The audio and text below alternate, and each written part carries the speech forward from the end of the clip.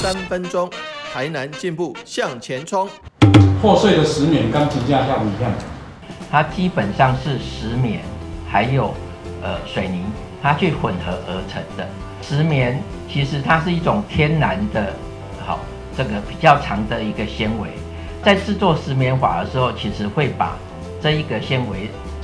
打碎，让它变成比较短的纤维。我们可以看到石棉的健康危害里面，其实最主要的，它是从呼吸道进来，因为它是一个天然的纤维，不太会从我们的眼睛、皮肤进入。大部分在密闭的环境底下去使用的话，是安全无虞的。那唯一会有问题的就是，如果你把它抽出来，你就会暴露到。在安全使用，它就是在2层隔间里面的时候，在家务里面去量石棉纤维，事实上几乎都量不到了。在拆除作业的时候，会量到比较多。如果你真的本身要去做拆除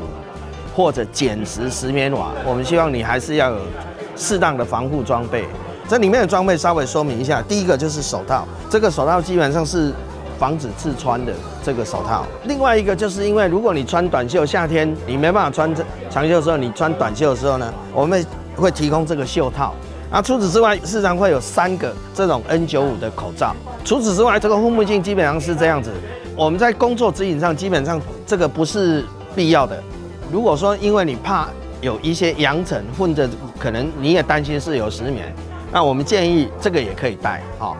当然，如果你本身有戴眼镜的话，事实上也不需要用到这个。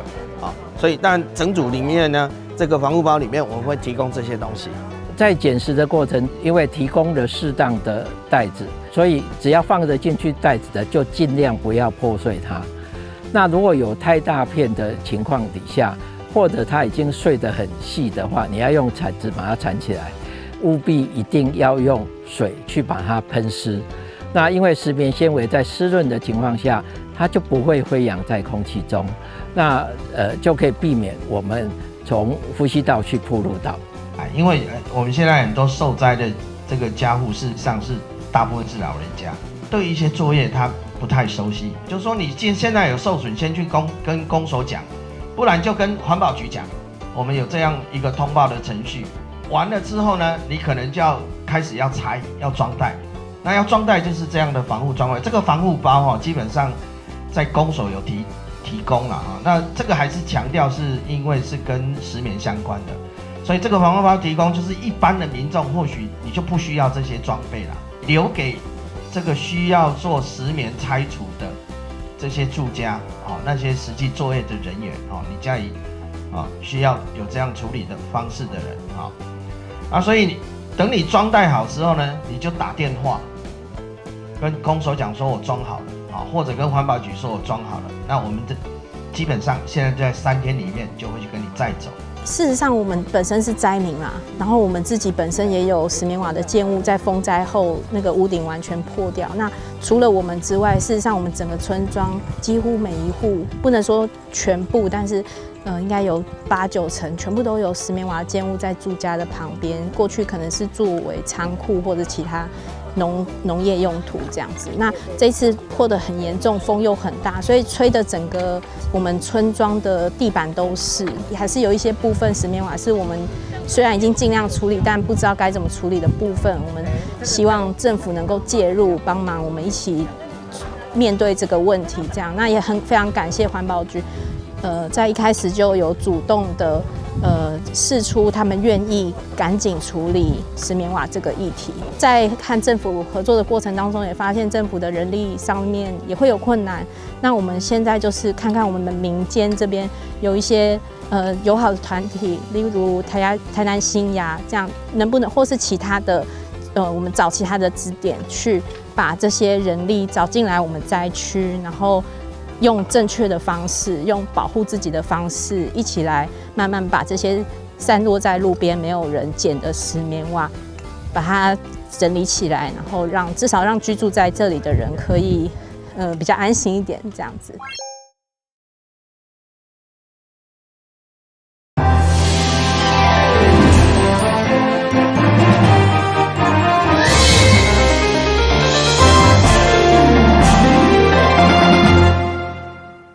你好，是管家，欢迎收看8月10号的中嘉台南电影新闻。为了整合中央各部会针对风台灾后的补助资讯，真清楚，让灾民知影，嘛避免基层公务人员第一时间的资讯混乱。立委林俊宪向行政院长杜英台质询，要求设立一站式的服务网页，嘛让杜院长回应，这是必然要改进的。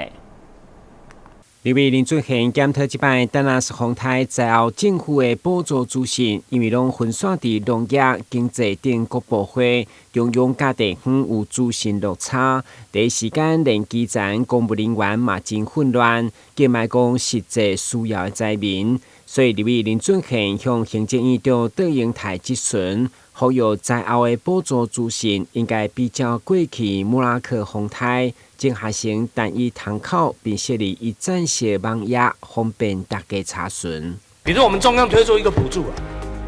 那我们要让更多人知道，所以就做图卡。我现在有一个新的补助图卡，网络就在传。那很多人看到灾民看到就马上跑到区公所，区公所都拒收为什么？一波修的公文，有没有这样的时间落差那还有就是补助的办法有变动，或者是补助有哪些？坦白讲有基层公务人员这几天业务非常繁杂，他也搞不清楚。如果我们有这样的一页式的网站，而不是像现在，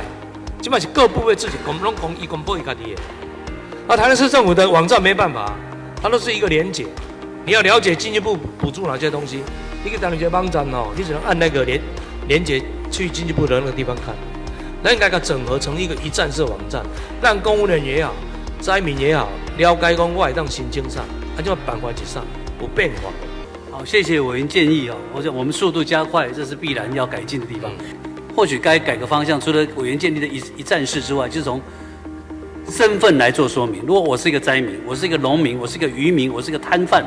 我家里受到了什么样的损失，我营业受到什么损失，我从身份来告诉说你属于这种身份，你就可以看到你所有的，下面可以选择适合你的。我用这种身份来做说明，所以院长你也是抓到重点是。如果这样一站式的网站，是不是大家都方便，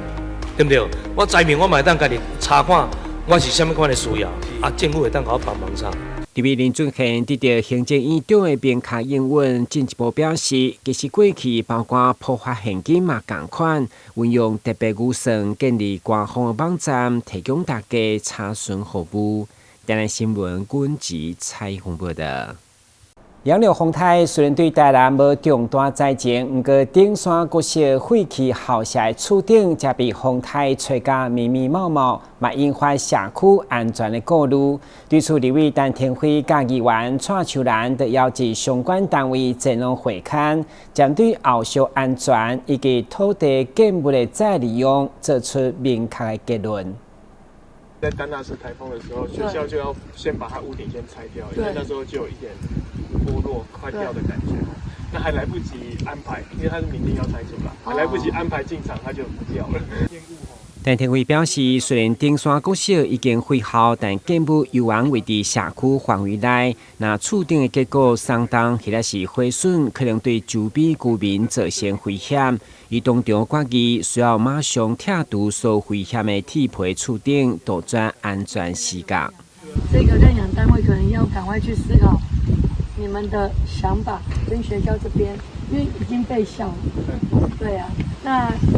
刚刚前里长说的，这边就是已经是危险建物，那我们要怎么做？这个可能要快速的评估。陈天辉指出，该校伫10档前的检测结果是堪用，但多年来经过多处地动甲风台，现况敢是游玩安全，需要重新确定。伊嘛要求学校要聘请专业单位对目前存在建物进行完整的安全评估。但是真的围了嘛是无在条人会现在去嘛？对啊，也是麻烦的。水灾风台来讲还可以，还可以用。啊，是讲风台去头过啊，去过10档啊。针对评估结果可能出现的无共情形，陈天辉提出两套处理方向。那评估是危险建物，因为土地属于国有财产署，改变用途需要变更题目，并采用有偿拨用。教师邀集国有财产署、市政府、区公所，以对地方甲人民上有利的方向做上大考量，并专案处理赶紧解决相关程序。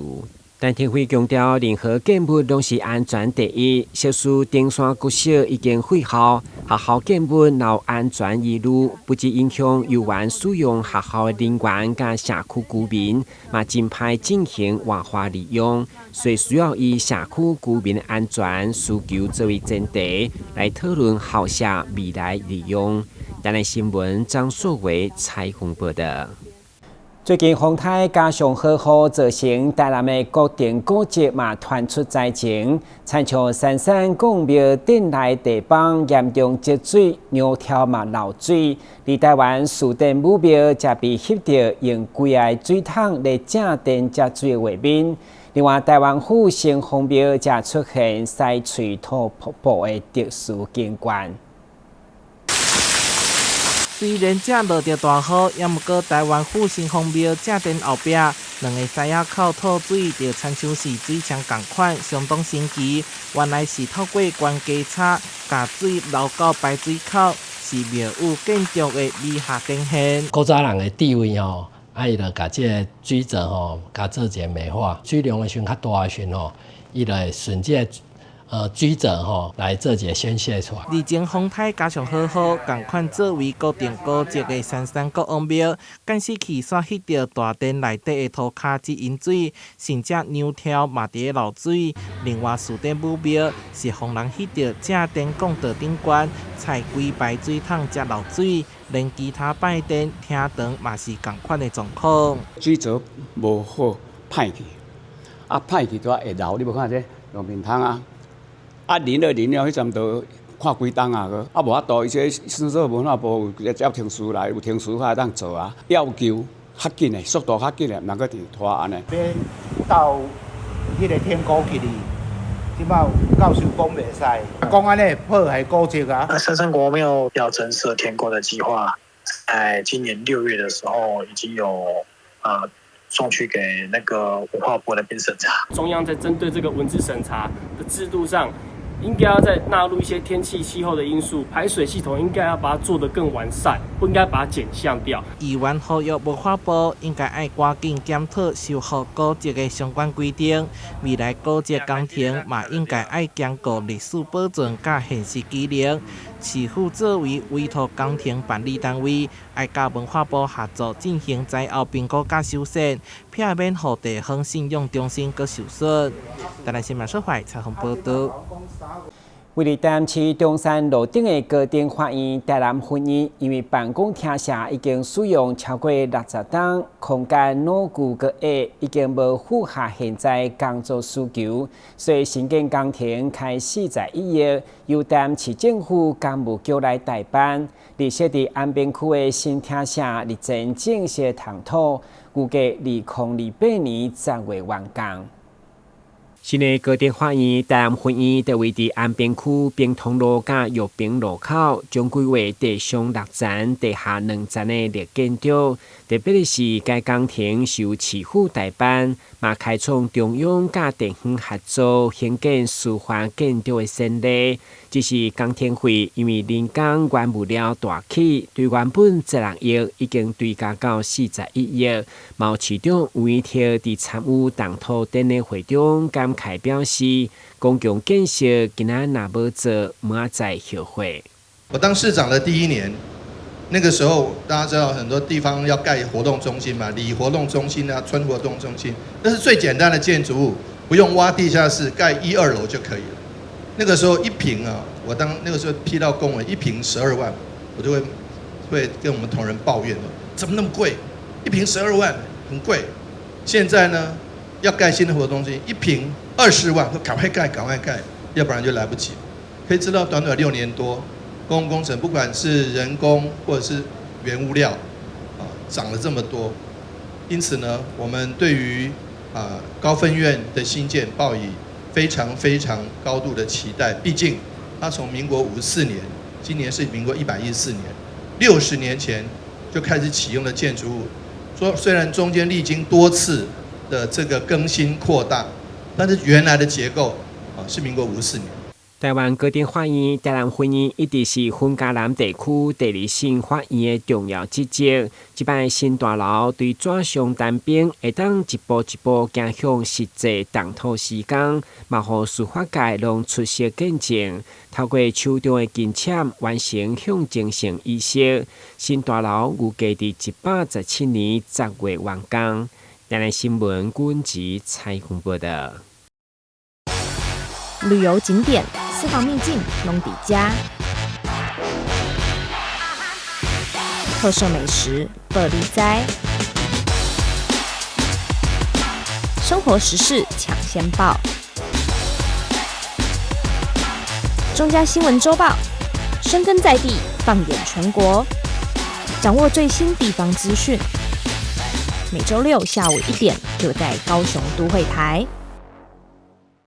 迎接中秋已经迈入第5档的公益送文旦活动再次启动，由议员陈英珍、立委陈廷辉服务团队执行长创全以及青果设施，也是台南市百业国际药展协会创会理事长颜家莹共同来发起，结合各界善心社团来支持在地果农。今年有员推出买一颗啊，捐一颗啊，要将又一个台南文旦送到弱势家庭。药展爱心活动记者会伫咧台南市会举行，侪侪企业甲团体踊跃响应，透过认购甲捐赠，共同传达关怀。陈英珍指出，活动自创办以来，不仅协助果农度过3月挑战，更互弱势家庭感受到节庆温暖。尤其伫风灾重创以后，意义是更加深远。又见文旦这个爱心公益活动已经是来到了第5年了哈，那就是你买1盒，我们就帮你捐1盒，然后把这样子的这个爱心传递给我们所有的在中秋节前来传递给所有我们的弱势的朋友们哈，所以谢谢我们的创会理事长爱心哦。青果设施严家莹感谢侪企业甲团体热情支持，并讲到今年文旦产量大减，马可先生食品特别加码礼品，予伊非常的感谢。当然，我们在这一次哦，我们买1盒捐1盒，我们也知道文旦真的剩下1层到2层的部分，真的少之又少。那看到这些幼农这段时间陪他们在那边安慰他们，陪他们流眼泪，这个过程真的是辛苦的。那也非常很感谢我们的马可先生就是我们的总监，一知道嘉颖每一年都有办这样的活动，那今年也知道短缺文旦我们的文旦真的会短缺，那他就说他支持我们一起来买1盒捐1盒。参与单位包含马可先生食品、富美紫气、台湾gia妇女协会大台南分会、中华民国外交协会台南市会、国际狮子会侪分会、宇宙扶轮社、生态气管协进会、中华海洋观光推广协会，拢出钱出力，共同关怀弱势。阮是安平囡仔，阮对安平大汉的，嘛真足欢喜会当来参加这个活动，而且其实阮家己有一寡员工，佮阮的有一寡亲戚朋友，嘛是即届厝顶飞的迄个啊，系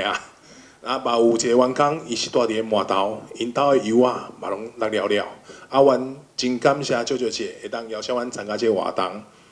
会当互这个爱心来到这个社会，互大家温暖。很多朋友也连续5年我都看到你了，谢谢你们这样子每年都能够共襄盛举那买1盒就送1盒给家庭的弱势，让他们也能够过一个好的中秋节这个爱心代表讲这个城市是温暖的社会局长郭乃文也特别到场向所有爱心单位表达感谢。人甲人斗阵的时阵，就是大家有需要的时阵。大家互相手加相肩，肩膀大家相肩，这次感触是很深的。即摆对社会都在服务，我家己有人感觉遇到这么多的好人，怎么会有这么多的好人？那种感觉常常就是这样啪啪啪一直的进来。所以今天下午也很感动，希望这个活动可以得到我们社会各大百业大家的同享共取。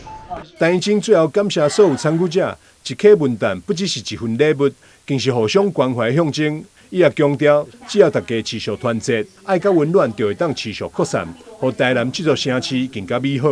台南新闻张秀维采访报道。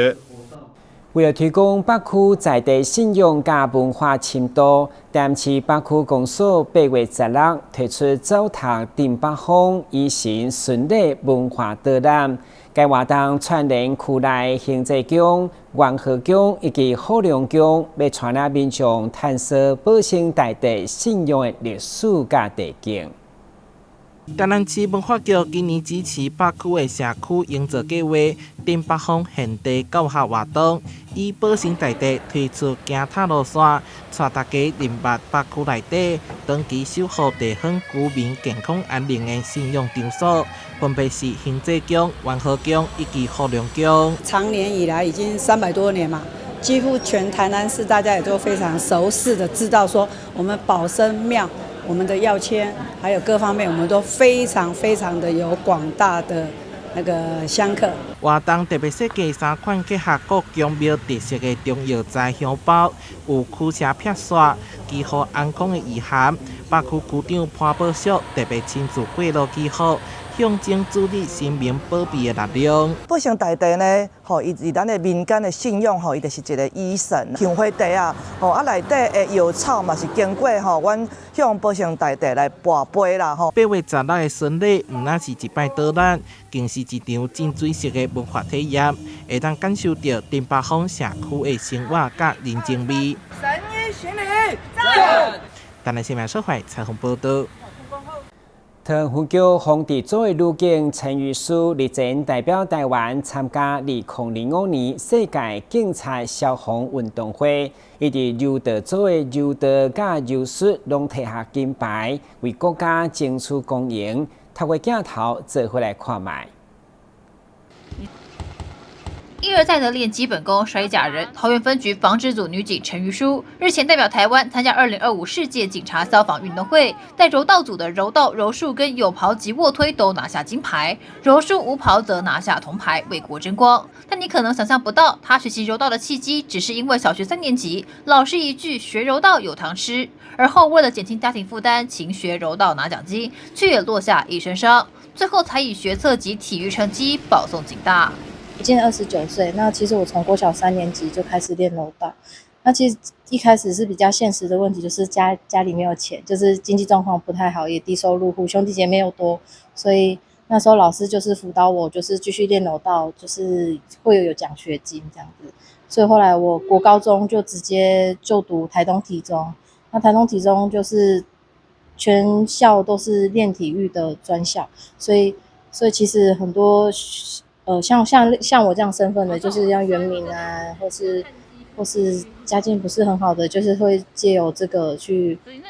练体育去，就是找一个比较好走的路这样子。对，虽然也不是很好走啊。对。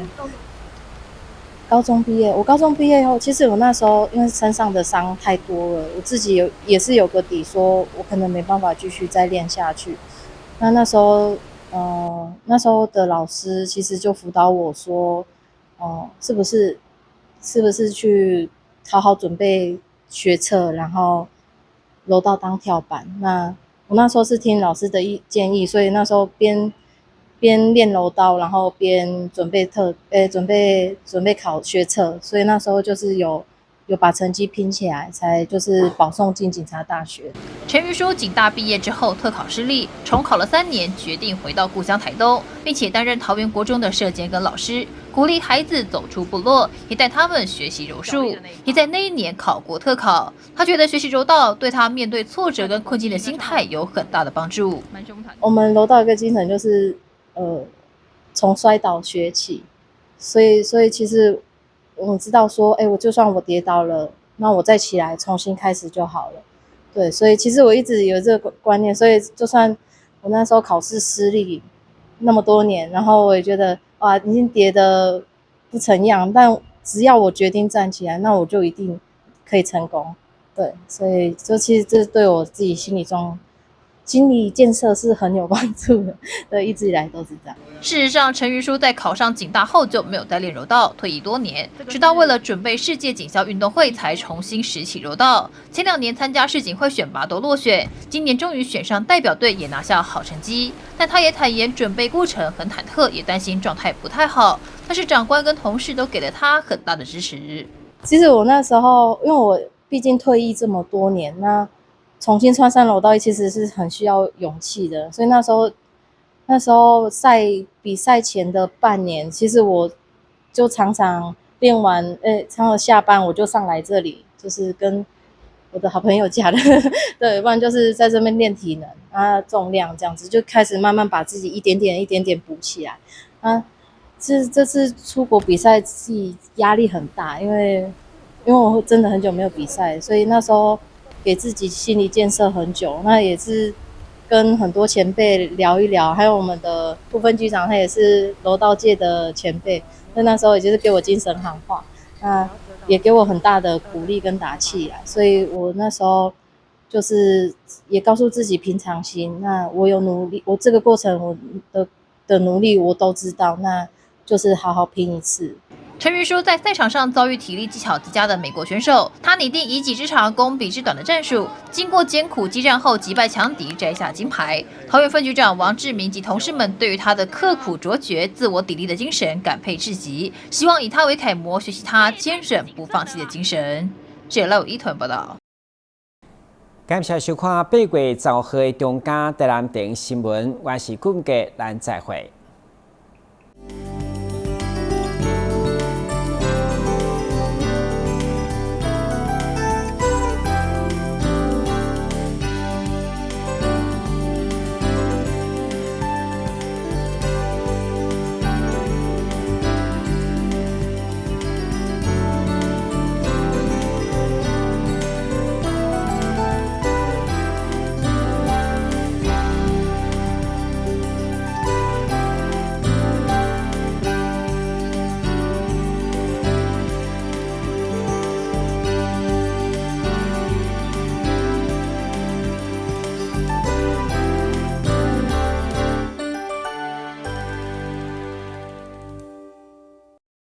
阿妈你好，我是来给你送消防平安的，这是阮厝内24点钟的保镖。伫第一个时间，伊会当甲咱，若像甲咱叫醒共款，互咱知影讲哦，隔壁有状况发生。助警器有分侦烟室与定温室，分别装置于居家的不同环境。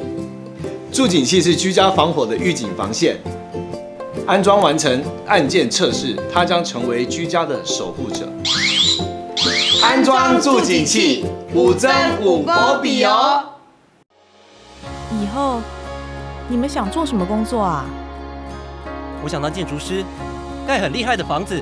我要当少年股神，投资赚很多钱。啊！少年股神？真的啦！这个群组里面大家都说老师报的名牌很准，稳赚不赔。这么夸张？一定是诈骗！政府及柜买中心一直在宣导，不要加入陌生群组，不要随便相信名牌，稳赚不赔都是骗人的。林先生，因为你的右手受到机器重压，状况比较危险，为了他没有办法完全复原。先生您好，我是职灾劳工专业服务人员，因为我们有收到您的职灾通报，所以来了解一下有什么政府可以协助的部分。林先生啊，就让我们团队一起继续协助吧。那后续的职能复健服务应该会对他的复工很有帮助。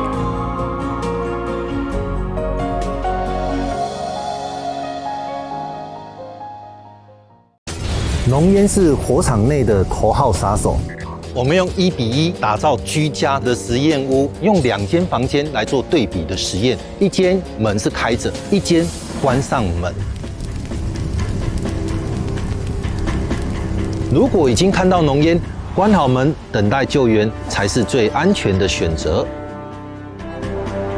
发现火灾时，当你看到浓烟了，请尽速将房门关上。我不看路啊！我知道你不想假装没看见，我知道你担心自己的力量太小，但你知道那是不对的。你不必得要力气大，只要你愿意站出来，你的力量就无比巨大。